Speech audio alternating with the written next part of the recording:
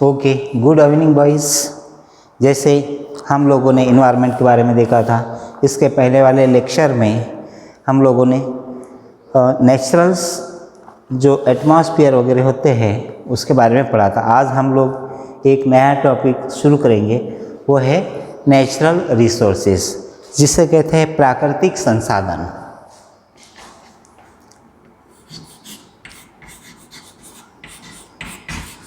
प्राकृतिक संसाधन।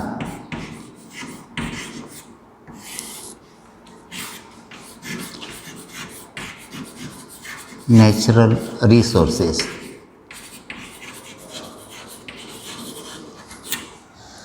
अब प्राकृतिक संसाधन किसे कहते हैं या नेचुरल रिसोर्सेज क्या होता है ना। प्राकृतिक संसाधन मीन्स ऐसे संसाधन जो जीवों के जीवन उपयोग के लिए आवश्यक है या जीवन के लिए आवश्यक होते हैं और नेचुरल के द्वारा, प्रकृति के द्वारा वो हम लोगों को उपलब्ध कराए जाते हैं, अवेलेबल कराए जाते हैं। ऐसे संसाधन को प्राकृतिक संसाधन कहते हैं, जो स्वयं ही प्रकृति हमारे लिए उपलब्ध करा देती है और उसका उपयोग समस्त जीव जंतु जीवधारी करते हैं।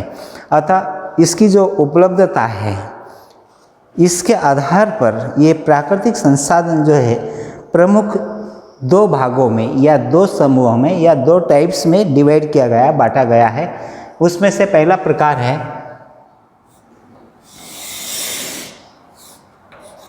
अक्षय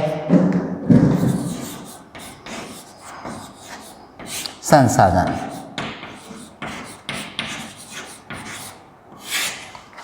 और सेकंड टाइप से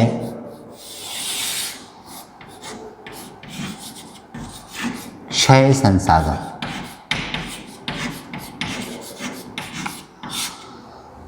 क्षय संसाधन और अक्षय संसाधन।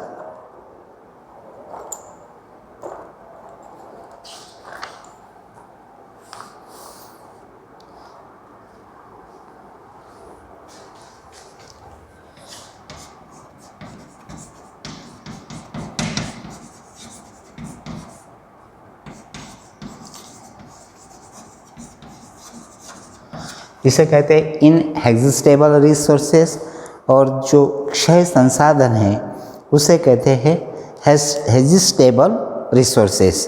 अब हम लोग सबसे पहले देंगे कि अक्षय। अक्षय या ऐसा संसाधन जिसका कभी क्षय नहीं होता हो। क्षय नहीं होता हो मतलब ऐसे संसाधन जिसका पूर्ण रूप से कभी समाप्तिक्रम नहीं होता है, ह्रास नहीं होता है, एंड नहीं होता है।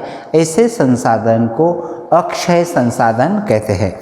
और ये संसाधन जो है मुख्यतः 4 प्रकार के हैं। उसमें से फर्स्ट प्रकार है सौर ऊर्जा,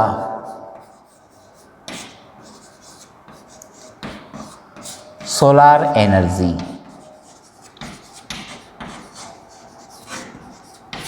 सेकंड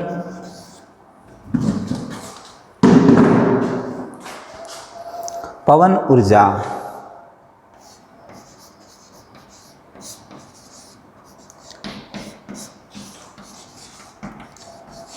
वाइंड एनर्जी। थर्ड जल ऊर्जा,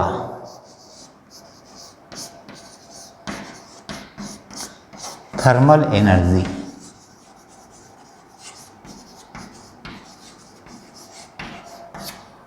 और फोर्थ जो है वह है भूगर्भीय तापीय ऊर्जा। भूगर्भीय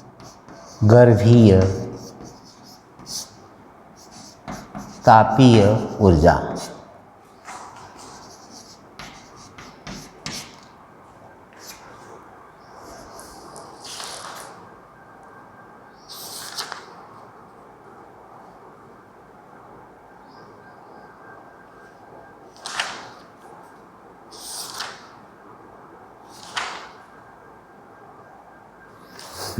भूगर्भीय तापीय ऊर्जा। अब देखिए, सबसे पहले अपन 1 बाय 1 देखते हैं। सौर ऊर्जा या सोलार एनर्जी। जैसे हमारे इन्वायरमेंट में, प्रकृति में ऊर्जा का जो मुख्य स्रोत है या मेन सोर्स है वो है सन, सूर्य, सोलार। अर्थात सारी जो ऊर्जाएं हैं अलग अलग इसमें सूर्य के द्वारा ही संचालित होती है। अर्थात सूर्य जो है ऊर्जा का एक असीमित स्रोत है। हम जितनी अधिक मात्रा में या जितनी भी ज़्यादा सोलार एनर्जी का उपयोग कर सकते हैं उससे किसी भी प्रकार का प्रदूषण नहीं होगा, किसी भी प्रकार का नुकसान नहीं होगा और क्षय भी नहीं होगा। इस तरह से ये अक्षय संसाधन में कहलाता है। अर्थात सोलार एनर्जी का आज व्यापक पैमाने पर एक सोलार पैनल के माध्यम से सोलार एनर्जी को थर्मल एनर्जी, इलेक्ट्रिक एनर्जी में कन्वर्ट करके उपयोग किया जा रहा है। और भी बहुत सारे क्षेत्र हैं जहाँ पर सोलार एनर्जी का प्रयोग किया जा रहा है। उसके बाद है पवन ऊर्जा या जिसे हम वाइंड एनर्जी कहते हैं। यानी क्या कि अब पवन यानी कि हवा, वायु के प्रवाह के कारण जो ऊर्जा बनती है यानी कि जो गति होती है उस गतिज ऊर्जा को विद्युत ऊर्जा में कन्वर्ट करके उसका प्रयोग किया जाता है। अर्थात गतिज ऊर्जा वायु भी असीमित है, इसका भी काफ़ी भंडारण है, इससे भी किसी प्रकार का क्षय नहीं होगा, इस ऊर्जा के उपयोग से भी हमें किसी प्रकार का नुकसान नहीं होगा। अर्थात ये भी प्रदूषण रहित होती है। इस तरह से पवन ऊर्जा जहाँ पर वायु तेज रफ्तार से बहती है, तेज गति से बहती है, ऐसे बहुत सारे क्षेत्र हैं, तो उन क्षेत्रों में बड़ी बड़ी पवन चक्कियों का निर्माण करके इस वाइंड एनर्जी को इलेक्ट्रिक एनर्जी में कन्वर्ट करके हम दैनिक जीवन में इस ऊर्जा का उपयोग किया जाता है या किया जा रहा है। व्यापक पैमाने पर इस ऊर्जा का उपयोग करते हैं। उसके बाद है जल ऊर्जा, जिसे थर्मल एनर्जी भी कहते हैं। जल ऊर्जा यानी क्या, पानी। अब पानी का भी भंडारण असीमित है और एक आसानी से रिसाइकलिंग होने वाला संसाधन है। जल का उपयोग करते हैं, फिर से वेपर होता है, फिर से बारिश के रूप में धरातल पर आता है, इस तरह से इसकी साइकिलिंग चलते रहती है। तो जल भंडारण से जो बड़े बड़े डैम होते हैं, बांध होते हैं, यहाँ पर जल को संग्रहित किया जाता है, रोका जाता है और उसको एक टरबाइन के ऊपर गिराकर इस थर्मल एनर्जी को इलेक्ट्रिक एनर्जी में कन्वर्ट किया जाता है। इस तरह से ये जल ऊर्जा जो है, जल ऊर्जा का उपयोग आज हम इलेक्ट्रिसिटी के रूप में या अपने दैनिक जीवन में व्यापक पैमाने पर कर रहे हैं। और उसके बाद है भूगर्भीय तापीय ऊर्जा। भू के गर्भ में भी काफ़ी विशाल मात्रा में ऊर्जा का संचय है। जैसे हम देखते हैं कि जो ज्वालामुखी होते हैं, ज्वालामुखी यानी कि भूगर्भ से एक लावा के रूप में काफ़ी विशाल मात्रा में ऊर्जा विमोचित होती रहती है, निकलती रहती है। अर्थात भूगर्भ में जो ऊर्जा है उस ऊर्जा से जगह जगह पर पानी भी बॉयल होते हैं, बड़े बड़े सोर्स है, स्रोत है पानी के जो गर्म रहते हैं और उस गर्म पानी से भी उस गर्म पानी को, उस ऊर्जा को हम लोग अपने दैनिक जीवन में इलेक्ट्रिसिटी के रूप में प्रयोग कर सकते हैं। अर्थात भूगर्भीय तापीय ऊर्जा का उपयोग भी आज व्यापक पैमाने पर किया जा सकता है और ये भी एक प्रदूषण रहित है और ये जो ऊर्जा स्रोत हैं इनका क्षय नहीं होगा, इनका ह्रास नहीं होगा, इसीलिए इनको अक्षय संसाधन कहते हैं। उसके बाद दूसरा है क्षय संसाधन। क्षय यानी क्या, एग्जिस्टेबल यानी कि समाप्त होने वाले, जिनका उपयोग करने के बाद ये पुनः प्राप्त नहीं होते या तो फिर लाखों वर्षों के बाद प्राप्त होते हैं, बनते हैं। इस तरह के संसाधन को क्षय संसाधन कहा जाता है। ये मुख्यतः दो प्रकार के होते हैं, नवीनीकरणीय योग्य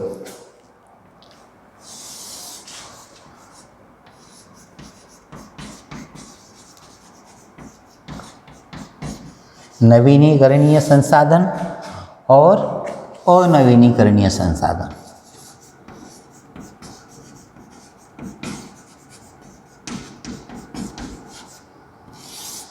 नवीनीकरणीय संसाधन को रिन्यूएबल रिसोर्सेज भी कहेंगे।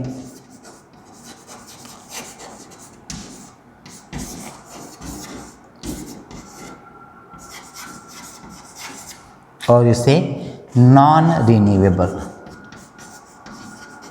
रिसोर्सेस।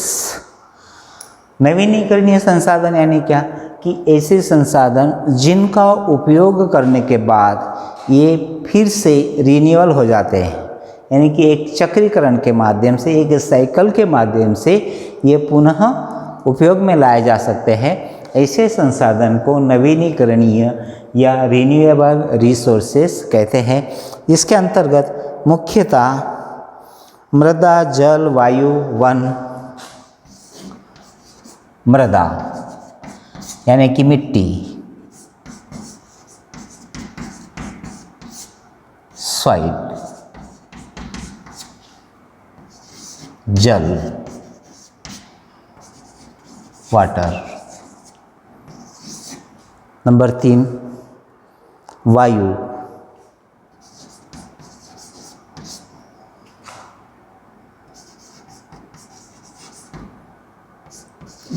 नंबर 4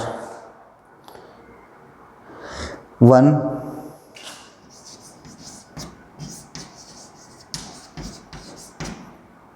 और वन्य जीव।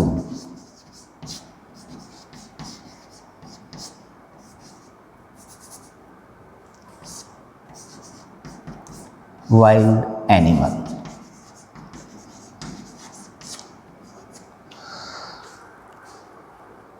अब देखिए नवीनीकरण, रिन्यूएबल, यानी कि ऐसे रिसोर्स जिन्हें हम एक रिसाइकलिंग के माध्यम से उपयोग करने के बाद ये पुनः प्राप्त किए जा सकते हैं या होते रहते हैं, चक्रीकरण इनका होते रहता है, ऐसे रिसोर्स को रिन्यूएबल या नवीनीकरणीय संसाधन कहते हैं। उसमें से पहला है मिट्टी या मृदा, मतलब जो फसल चक्र के माध्यम से फसल वगैरह मिट्टी में लगाई जाती है, तो मिट्टी से सारे पोषक तत्वों को प्लांट पौधे अवशोषित कर लेते हैं। वो सारे पोषक तत्व एक खाद्य श्रृंखला के माध्यम से पौधों से जीवों के शरीर में, जीवों से प्राथमिक, सेकेंडरी, द्वितीयक, तृतीयक, इस तरह से उपभोक्ताओं के शरीर में जाके अंत में उनकी मौत हो जाती है, मृत्यु हो जाती है। उसके बाद उनके शरीर में जो पोषक तत्व है वो पुनः मृदा में मिल जाते हैं, मिट्टी में मिल जाते हैं। इस तरह से ये मिट्टी का भी जो चक्रीकरण है, रिसाइकलिंग होते रहता है, अर्थात ये नवीनीकरणीय संसाधन के अंतर्गत आता है। इसी तरह से पानी, अभी हम लोगों ने इधर देखा कि वाटर एक असीमित संसाधन तो है लेकिन रिन्यूएबल है, पानी का उपयोग किया जाएगा। पानी भी पेड़ पौधे जीव जंतुओं के शरीर में संचित रहता है और उनके शरीर के समाप्ति के बाद विघटित होकर अपघटित बैक्टीरियाओं के द्वारा अपघटित करके इन्हें पुनः वायुमंडल में मुक्त कर दिया जाता है या उनके शरीर से पानी निकल जाता है, वेपराइज हो जाता है। इस तरह से इनका रिसाइकलिंग होते रहता है। उसके बाद है वायु। वायवीय तत्व जो होते हैं, इन तत्वों के भी सारे जीव जंतु पेड़ पौधे ग्रहण करते हैं और इनकी मृत्यु के पश्चात ये वायवीय जो घटक है, ये घटक पुनः वायुमंडल में मुक्त हो जाते हैं। ठीक है, वायु के अंतर्गत मुख्यतः जैसे नाइट्रोजन, ऑक्सीजन और कार्बन डाइऑक्साइड, ये मुख्य 3 वायु है, बाकी की और भी अन्य वायु है। उसके बाद है वन, मीन्स फॉरेस्ट। फॉरेस्ट मतलब जंगल जो भी है या जो भी पेड़ पौधे वनस्पतियाँ जो जंगलों में पाई जाती है, ये पेड़ पौधों की कटाई होने के बाद फिर से उसका उपयोग होने के बाद वहाँ पर नई वनस्पतियाँ उत्पन्न हो जाती है, बनते रहती है, अर्थात उनका एक साइकिलिंग होते रहता है, चक्रीकरण होते रहता है। इस तरह से वनों को काटने के हम दूसरे वन वहाँ पर डेवलप कर सकते हैं, अर्थात ये नवीनीकरणीय संसाधन के अंतर्गत आता है। इसी तरह से जो वाइल्ड एनिमल है, वन्य जीव है ना, वन्य जीवों का एक निश्चित दर से यदि उपयोग किया जाए, उनका दहन वो मतलब उपयोग किया जाता है, तो भी वहाँ पर नए एनिमल्स का स्थापित हो सकते हैं या जन्म देकर वह नए जीव उत्पन्न होते रहते हैं। इस तरह से जो वन्य जीव है ये भी रिन्यूएबल रिसोर्स के अंतर्गत आते हैं, लेकिन इनका जो दोहन का तरीका है एक सीमित होना चाहिए, एक निश्चित दर से होना चाहिए। यदि हम इनका दोहन यानी कि इनका उपयोग असीमित तरीके से यदि करते हैं तो फिर ये संसाधन काफ़ी नुकसानदायक हो सकते हैं, यानी कि इनका भंडारण समाप्त हो सकता है, जिसका प्रभाव जो है अन्य सभी जीव जंतुओं के ऊपर पड़ सकता है। तो इस तरह से ये सारे जो पदार्थ हैं, घटक है, ये नवीनीकरण के अंतर्गत आते हैं या रिन्यूएबल के अंतर्गत आते हैं। और उसके बाद है अनवीनीकरणीय संसाधन, यानी क्या कि ऐसे संसाधन जो एक बार उपयोग करने के बाद इनका उपयोग, ये पुनः उपयोग में नहीं आते, समाप्त हो जाते हैं, नष्ट हो जाते हैं। ऐसे संसाधन को अनवीनीकरणीय या नॉन रिन्यूएबल रिसोर्सेस कहते हैं। ये मुख्यतः दो प्रकार के होते हैं, धात्विक संसाधन और अधात्विक संसाधन।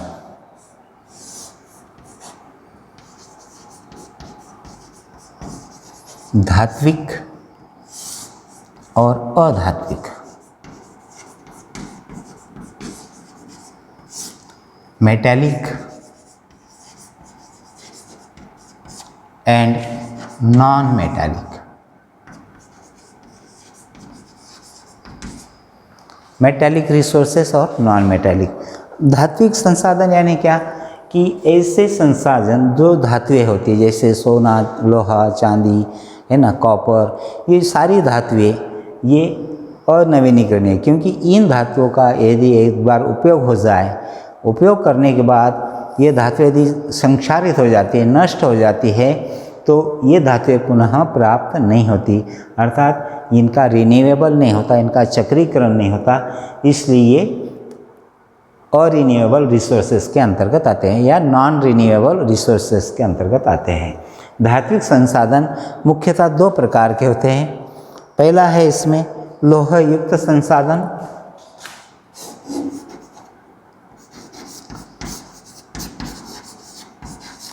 लौह युक्त संसाधन, और दूसरा जो है ये अलोह धात्विक संसाधन।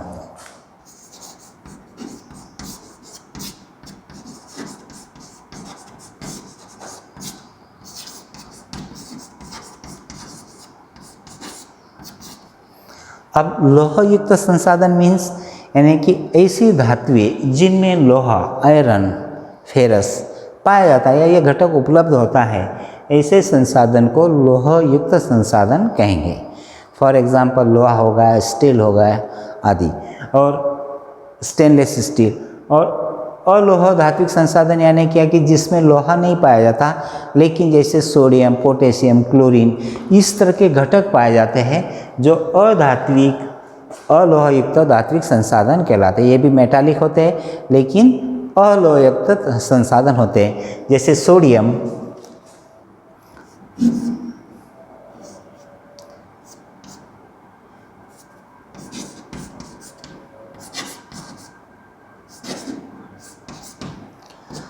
NPK। किसान लोग जो आज अपने खेतों में बहुत सारे रासायनिक के खाद के रूप में प्रयोग किया जाता है, उसमें से होता है NPK, नाइट्रोजन, फॉस्फोरस, पोटास।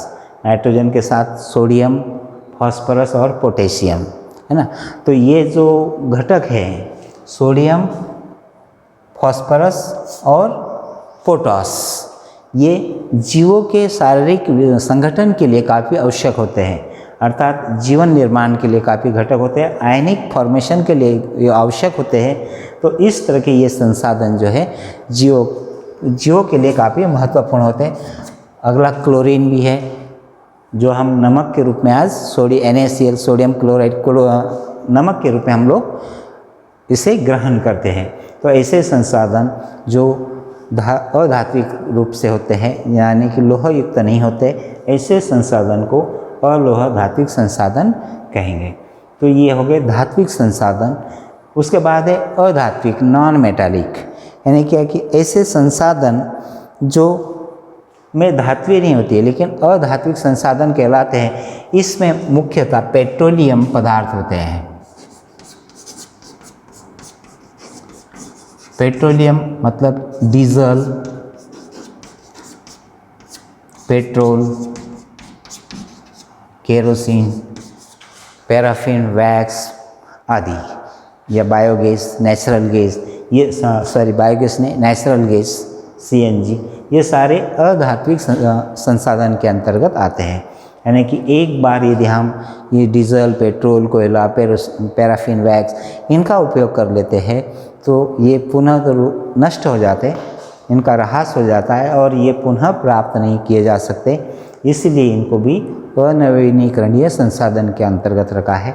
लेकिन ये अधात्विक होते हैं, इनमें मेटालिक कोई घटक नहीं पाया जाता, इसलिए इसे अधात्विक संसाधन कहा गया है। जैसे पेट्रोल, आज सारा जो संसाधन है, हम पेट्रोल के आधार पर जितने व्हीकल्स है, वाहन है, यातायात के साधन है, ये सारे पेट्रोलियम पदार्थ, डीजल, पेट्रोल, केरोसिन के माध्यम से इनका संचालन हो रहा है।